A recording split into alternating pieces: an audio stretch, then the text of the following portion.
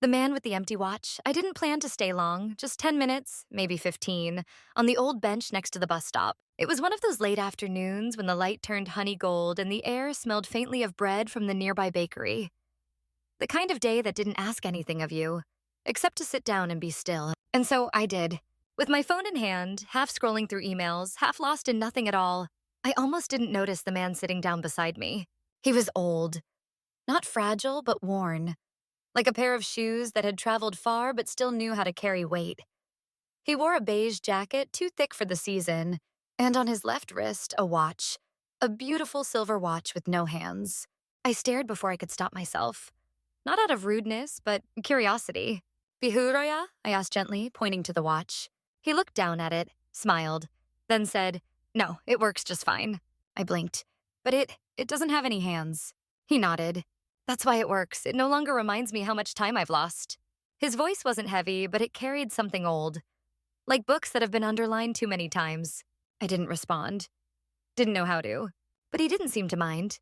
He leaned back, eyes squinting toward the sky. "She was always late," he said after a long pause. "My wife. Everywhere we went, I waited." He chuckled softly. "Coffee shops, weddings, funerals, even on the day we got married. She made the priest wait 20 minutes, said she had to redo her eyeliner." I smiled.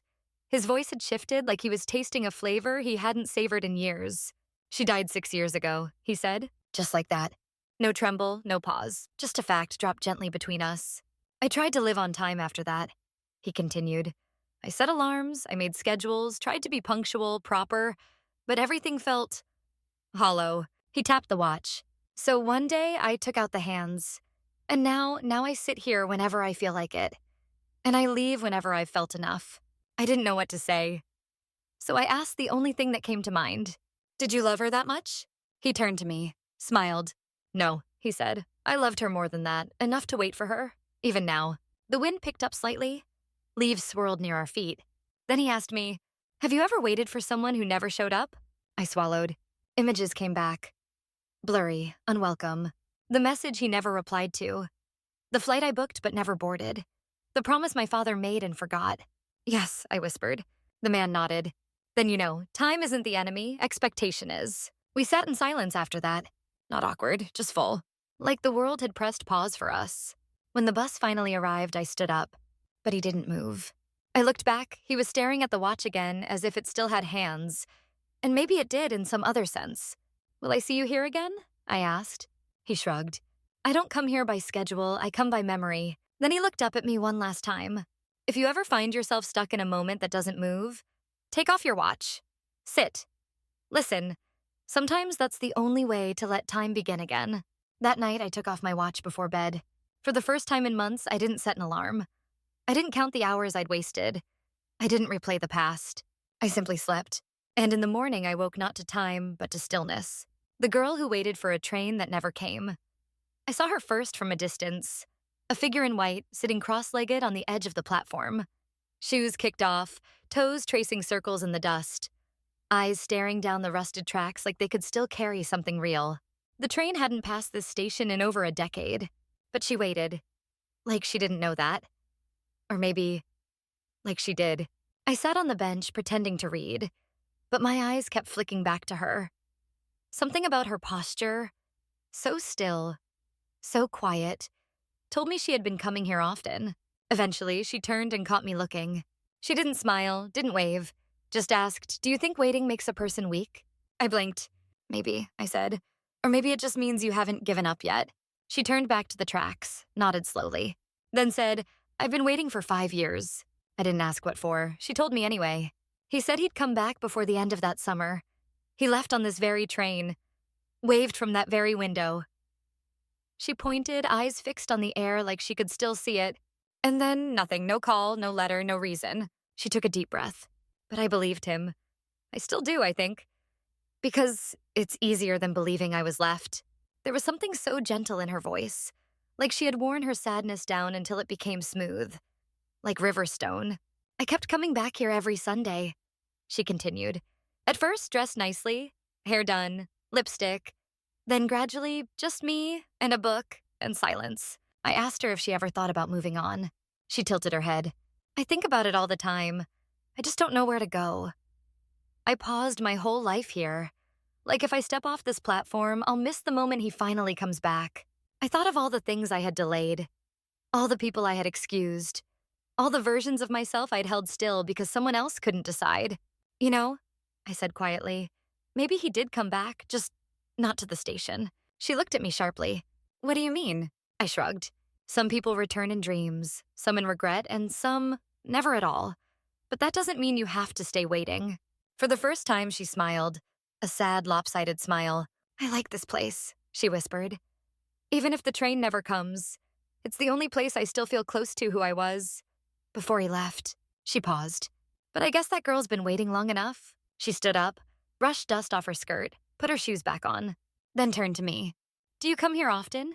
Only when I forget something, I said. Some part of me that got left behind somewhere quiet. She nodded. Maybe we all do that.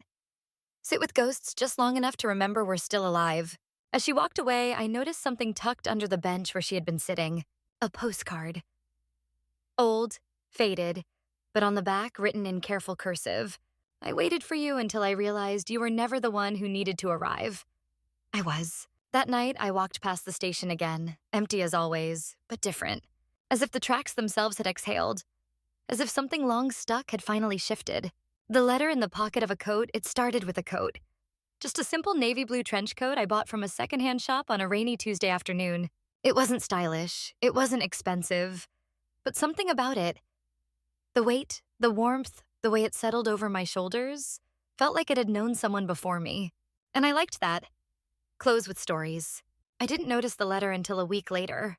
I was walking home from work, hands stuffed into the deep pockets, when I felt something crinkle. At first, I thought it was just a forgotten receipt. But when I pulled it out, I saw faded lines of handwriting, folded neatly in thirds, sealed in an envelope with no stamp. It read, to H. No last name, no address, just one single initial, H. I hesitated, then opened it. The paper inside was yellowed and soft, like it had been touched too many times. The handwriting was elegant, precise, the kind you don't see often anymore. The letter read, H. I tried to say this to you so many times, but words always failed me. Maybe because when I looked at you, I saw every version of a life I could have had. If only I were braver. I'm sorry. Not for loving you, but for not knowing how to hold it right. I ran from something I should have stayed for. If you ever wonder whether you were enough, you were. You always were. I just wasn't ready to be seen so completely. M. I read it 3 times. And each time it felt heavier. This wasn't just a forgotten note, it was unfinished business. A truth that never reached its destination. And something about that made my chest ache. Because who hasn't, at some point, waited for the apology that never came? For days, I kept the letter in my bag. I told myself it wasn't mine to meddle in. But it followed me like a quiet echo. Like someone, somewhere, still needed to hear those words. I went back to the shop. The old man behind the counter recognized the coat immediately. Ah yes, that one came in a few weeks ago. Donation from a woman cleaning out her father's house. Do you know her name? I asked. He scratched his head. Don't remember, but she left a number. Something about other clothes arriving later. He rummaged behind the desk, pulled out a receipt slip, and handed it to me. I stared at the number. Then I called. Her name was Min Thu. She sounded young, warm, surprised that I called. When I explained about the letter, there was a long silence. Then she said, that coat belonged to my grandfather. I froze. Do you know who H is? Another pause. Longer this time. I do, she whispered. She used to visit him every week. Until one day she just stopped. I was a child, but I remember her perfume. Soft and sad. Like lavender after rain. We agreed to meet. A few days later, I met Thu at a small cafe near the park. She brought an old photo album. Inside, a black and white picture of a man. Tall, stern-faced, wearing the same navy blue coat. And beside him, a woman. Elegant, quiet smile. Hair pinned up neatly. Underneath, written in pencil, Hot Tet 1971. She's still alive, Thu said softly. She lives in Dalat now. They never spoke again. He never married. Said he missed the moment when it mattered. I handed her the letter. She held it like a fragile relic, eyes glassy, fingers trembling. I think, she whispered, this belongs to her more than anyone. I don't know what happened after that. I never asked. Some stories are meant to end quietly. Some goodbyes come years too late. But still mean everything. All I know is that a month later, I received a small envelope. No return address, inside a photo. Two elderly people sitting on a bench by a lake.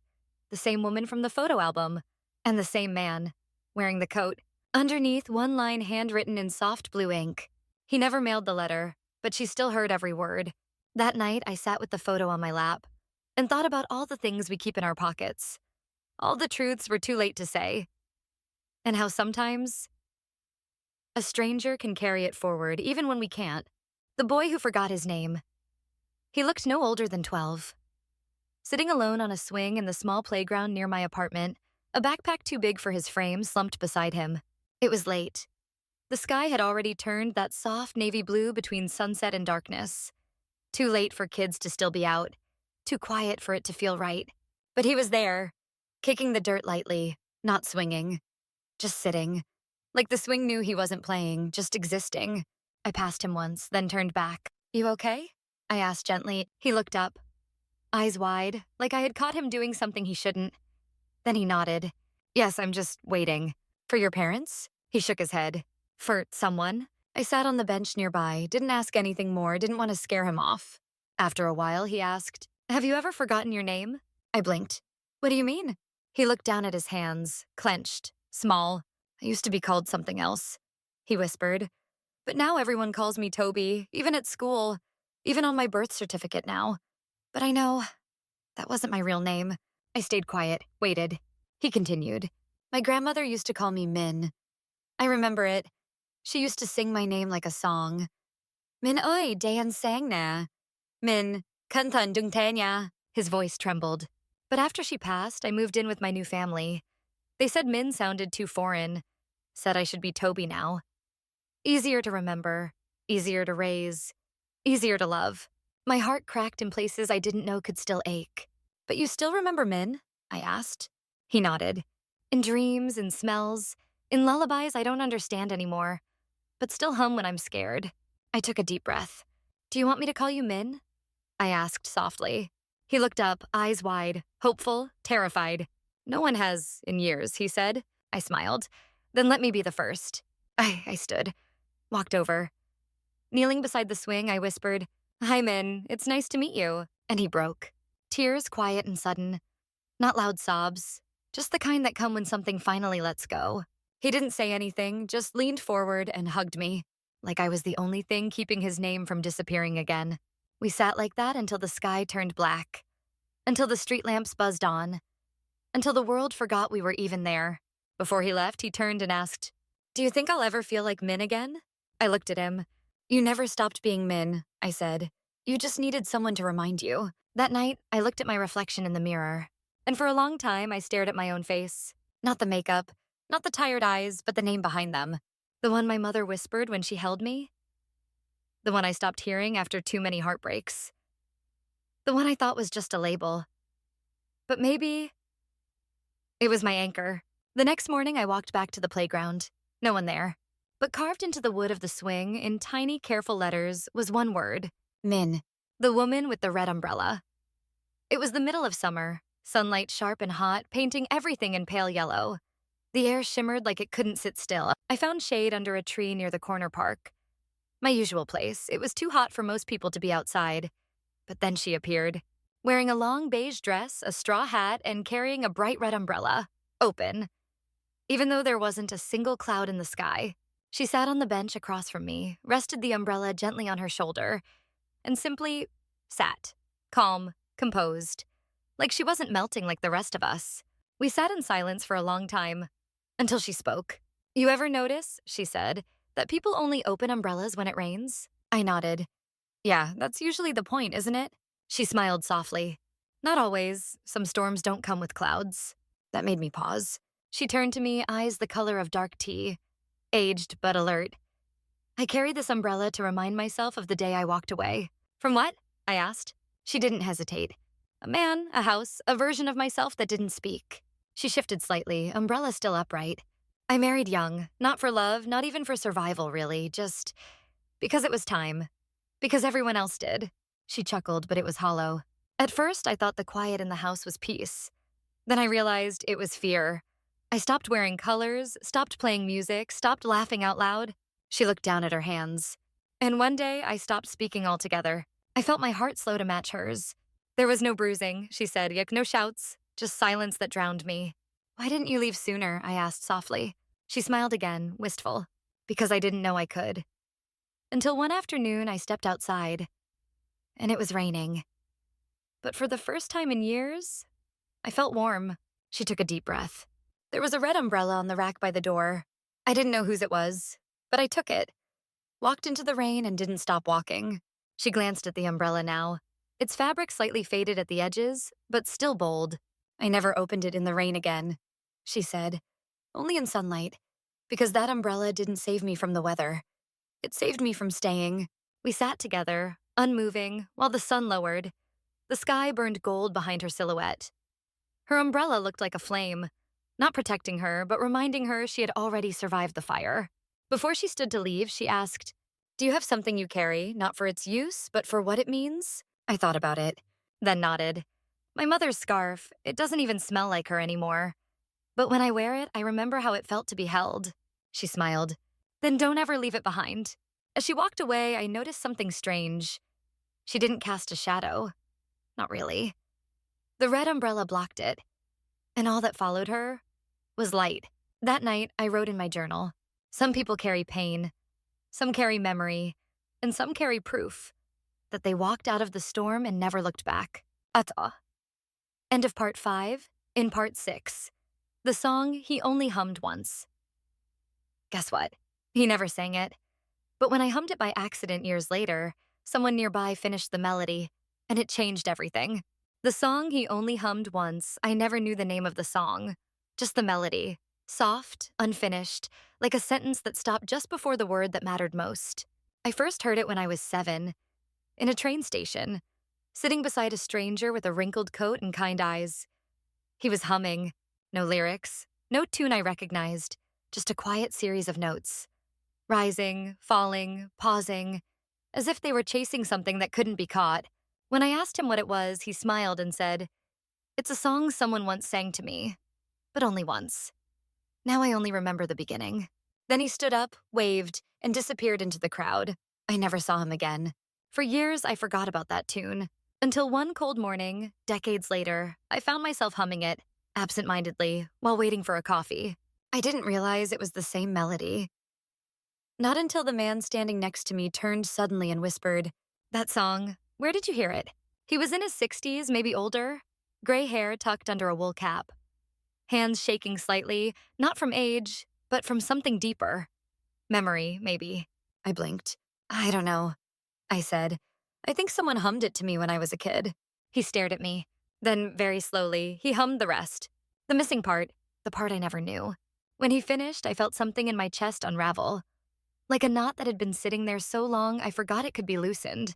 "I've been humming that song for 40 years, he said. "My father used to sing it to me before bed. Just once, then he left, and I could never remember more than the first half." He chuckled, softly, almost ashamed. So I hummed it to my daughter, and she to her son. But it was never whole. Just a thread. I told him about the man in the train station. His wrinkled coat. His kind eyes. The way he said someone once sang it to him. He went quiet, then said, "My father worked on trains. He died when I was 15. I never got to ask him where that song came from." We stood there for a moment, two strangers connected not by blood, but by melody, by memory. "Maybe," I whispered. "Songs never belong to one person. Maybe they're meant to travel, like seeds on the wind, until someone is ready to finish them." He smiled, and this time it reached his eyes. Before he left, he reached into his coat and pulled out a notebook. Worn, edges frayed. "I've been writing down every piece of the tune I could remember," he said. "Now, thanks to you, it's finally complete." He handed me the last page, and I saw the notes written carefully, like a map to something that had once been lost. I keep that page in my wallet now. Not for the music, but for the reminder that some things come back. Not through force, but through resonance. That sometimes you're not the final stop in a story, just the echo that makes it whole. That night, I hummed the full tune to myself for the first time. And somewhere in the distance, I imagined a man in a wrinkled coat smiling. Because maybe he finally heard the rest. The man who buried a ring in the dirt. I noticed him first by the bench near the old rose garden. Not sitting, not reading, but digging. Every morning, same time. Small patches of soil turned over with the care of someone searching. Not planting. He didn't look like a gardener. Didn't carry seeds, didn't wear gloves, just a small trowel. A faded hat, and a silence that followed him like a second shadow. After the third morning, curiosity won. I approached him slowly. "Looking for something?" I asked. He looked up, eyes cloudy, but clear enough to see through me. He didn't smile. "Not something, someone." I sat beside him. He kept digging, then finally said, 30 years ago, I buried a ring here, right under this garden. It was hers." He paused, then added, "I thought forgetting was easier if I buried proof. Turns out, the dirt doesn't hold secrets, just delays them." He pulled out a small metal box. Empty, scratched, worn by time. "I come here every day to try and find it again," he said. "But I never marked the spot because I didn't want to find it, until now." I didn't ask why, but he told me anyway. I lied to her. Said I didn't love her anymore. Said I needed space. The truth was, I was scared. His voice trembled. She wanted a life, marriage, children, and I only knew how to run. He paused to wipe dirt from his hands. So I gave her the ring back. Without a word, she stood right here. Under this tree, didn't cry, didn't beg, just said, "When you're ready to tell the truth, bring it back." He looked at the patch of ground beneath his feet, but I buried it instead, and I never saw her again. I felt the weight of those words settle between us. "So why now?" I asked. He looked up at the sky. Blue, open, silent. "Because yesterday I heard someone laugh, and it sounded like her, and for a second, I wish she could see me now. See that I never forgot, that I never stopped regretting." He clenched his fist. "People think regret is weakness, but sometimes, yeah, it's the only thing left that still connects us to the truth." We sat in silence as the breeze passed gently through the roses. Then, with careful hands, he pressed the trowel into the dirt once more. And this time, he found something. A small velvet pouch, caked in earth, barely holding together. He opened it, and inside, the ring. Simple, silver, unchanged, except for the tiny engraving on the inside. "Yours, even when buried." He didn't cry, didn't smile, just held it to his chest. "I think I'm ready to write her a letter," he said softly. "Do you know where she is?" I asked. He shook his head. "But maybe someone else does. And maybe the ring will find its way." That evening, as I walked home, I passed by the garden once more. The man was gone. But on the bench where he used to sit, there was a small note, weighted by a smooth stone. "If you ever come looking." It was never lost. I just wasn't brave enough to hold it. Until now. I never saw him again. But a week later, a local news story featured a woman in her 60s who received an unmarked envelope. Inside, a silver ring, and a letter signed only with one line. I never stopped waiting under the roses. The stranger who spoke like my father. It was a bookstore. Old, cramped, with shelves that leaned slightly like they were tired of holding memories for others. The kind of place where stories whispered louder than people talked. I was reaching for a poetry collection on the top shelf. Struggling. Tiptoes weren't quite enough. That's when I heard it. "Careful, don't stretch too far, you'll hurt your back." It was the voice. Warm. Firm. Not loud, but deep enough to anchor something inside me that had been floating too long. I turned. The man was in his 70s, maybe older. Tall. Gray hair tucked beneath a newsboy cap.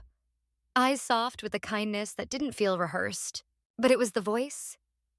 That voice that stopped the world for a moment. Because it sounded exactly like my father. Not just the tone. The rhythm.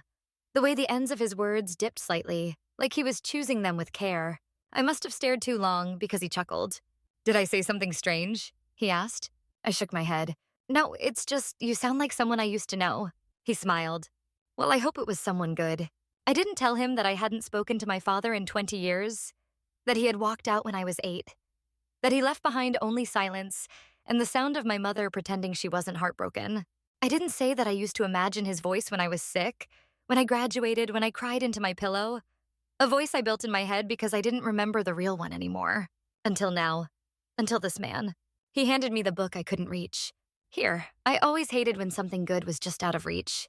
Then he started walking away, but I called out, "Wait." He turned. "Can I ask you something?" He nodded. "If you had a daughter, and you hadn't seen her in years, what would you say to her if you could only say one thing?" He didn't ask why I wanted to know. He didn't hesitate. He just said, I'd say, I'm sorry I didn't know how to love you better, but I always wanted to. My throat closed.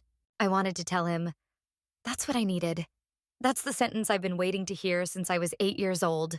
But I couldn't speak, only nodded, eyes full. He didn't press. Instead, he offered a tissue from his coat pocket.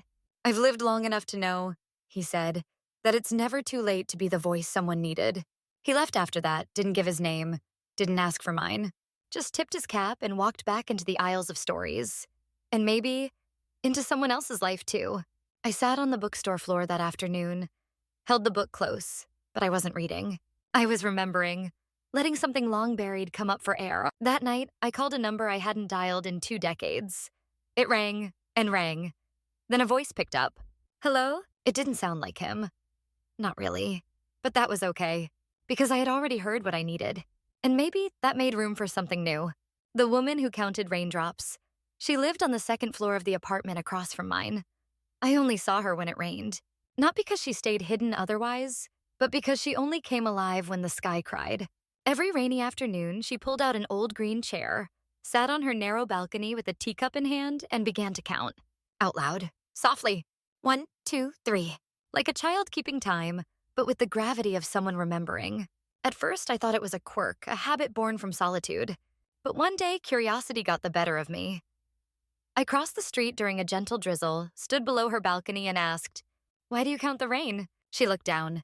Eyes soft, smile kind. She didn't seem surprised by my question. She simply said, Because someone told me they'd return.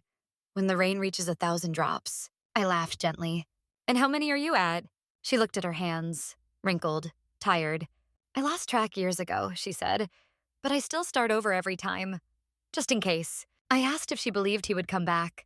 She didn't answer right away, then said, he was the kind of boy who didn't promise often, but when he did, it stuck. She told me his name was Dewey, that they were 16, that he used to sneak up to the rooftop with a guitar made of cheap wood and string, that he'd sing horribly but laugh like it didn't matter.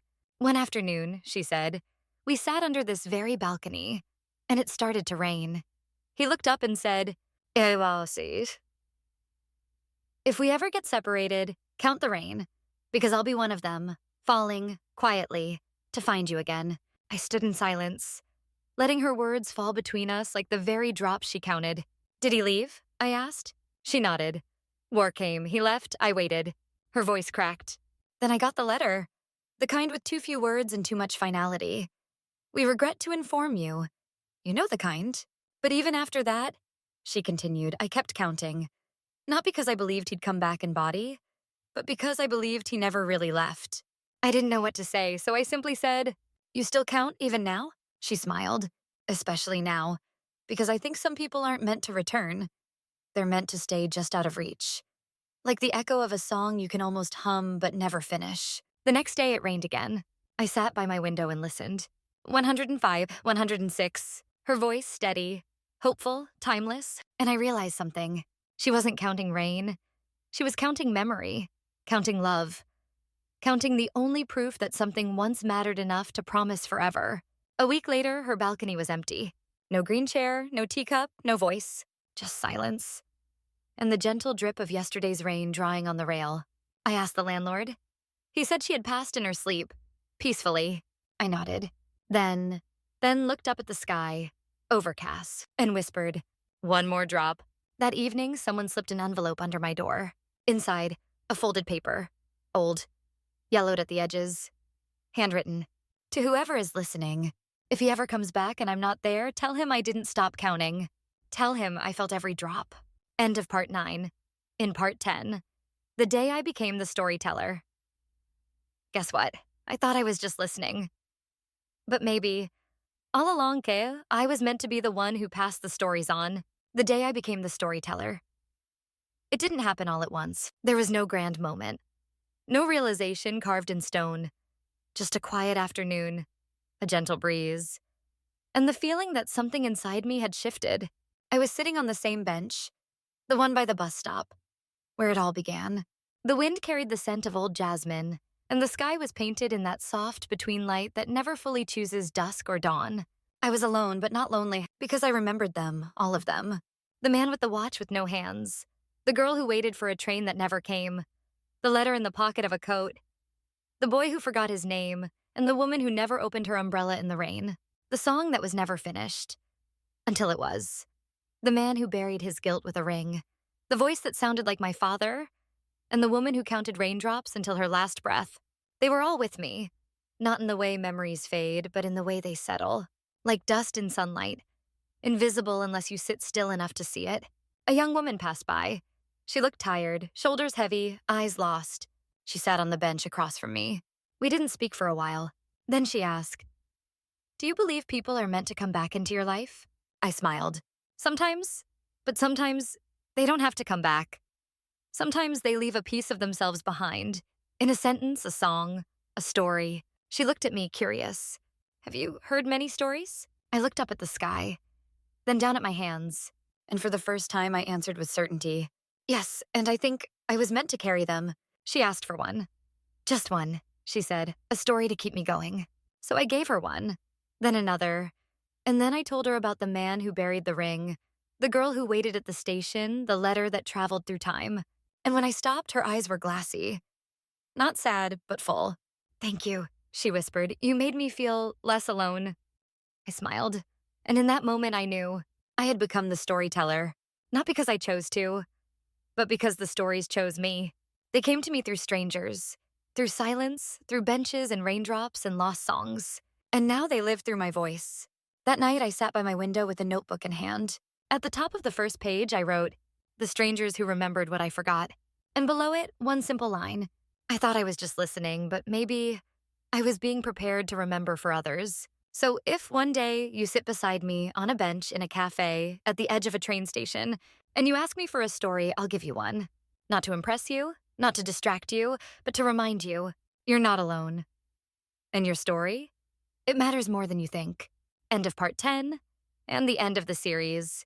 The strangers who remembered what I forgot. Because sometimes the ones we call strangers are the ones who help us remember who we are. Some people leave scars, others leave lessons. Burn and reborn stories that break you, then rebuild you.